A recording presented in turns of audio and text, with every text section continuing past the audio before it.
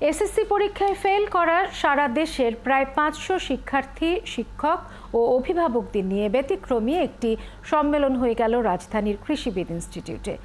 কেন শিক্ষার্থীরা ফেল করে, সমস্যাটা কোথায় তা জানতেই এই আয়োজন। কারণ হিসেবে উঠে এলো দারিদ্র্য, ভালো শিক্ষকের অভাব এবং গ্রাম ও শহরের শিক্ষার্থীদের মধ্যে বৈষম্যের প্রসঙ্গটি। শারমিন নীরার প্রতিবেদন। 12 মে যখন 20 লাখ শিক্ষার্থীর এসএসসি ও সমমানের পরীক্ষার ফল প্রকাশ হয়, তখন এমন উচ্ছ্বাসের ছবিটাই সবাই দেখেছে। কিন্তু পরীক্ষায় ফেল করা প্রায় 3 লাখ শিক্ষার্থীর খবর কেই বা রাখতে যায়? কেন, কোন বাস্তবতায় তারা ফেল করেছে? ফেল করা শিক্ষার্থীদের নিয়ে গণসাক্ষরতা অভিযানের শিক্ষার্থীদের এই ব্যতিক্রমী আয়োজন। কারণ হিসেবে শিক্ষকরা বলছেন আর্থিক অসচ্ছলতা, ভালো শিক্ষকের অভাব, উপবৃত্তি না পাওয়া আর গ্রাম শহরের চিরায়ত বৈষম্যের কথাই সামনে তুলে ধরেছেন শিক্ষক, অভিভাবক, শিক্ষার্থীরা। শিক্ষাটা ছাড়া আসলে শহর কেন্দ্রিক একটা শিক্ষা হয়েছে আর আমাদের গ্রাম কেন্দ্রিক একটা শিক্ষা হয়েছে।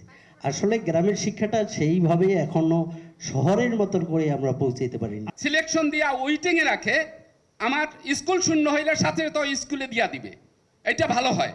চেয়ারম্যান, মেম্বার বা ওখানকার স্থায়ী কমিটি যারা আপনার স্কুলের ম্যানেজিং কমিটি থাকে, তাদের মাধ্যম দিয়ে যারা এই বেসরকারি স্কুলগুলো আছে নিয়োগ হয়, আমি দেখলাম যে সেখানে বেশিরভাগই কিছুই জানে না স্যার। আমাদের স্কুল থেকে 6 থেকে 10 পর্যন্ত পড়ছি, মাত্র তিনবার উপবৃত্তি পাইছি।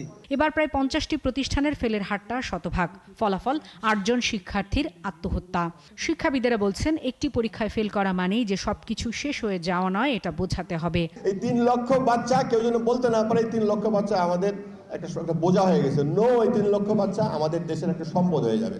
মন খারাপ করবেন না, যে কোনো চ্যালেঞ্জ মোকাবেলা করে সামনে আগায় যাবেন। রিটায়ার করে পেনশনের টাকা পায় একটু শান্তিতে। আমরা পেনশনের টাকা আমি প্রায় 1,25,00,000 পেয়েছি, তারপরে সব দিকে খরচ হয়ে গেছে, এখন কাজ করতে হয়।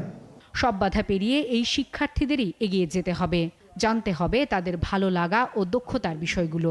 এদেরকে উৎসাহিত করা, যে মা বাবাদেরকে বলা আল্লাহর হস্তে বিয়ে দিয়ে দেবেন না, এদের ভবিষ্যৎ। শারমিন নীরা, 71, ঢাকা।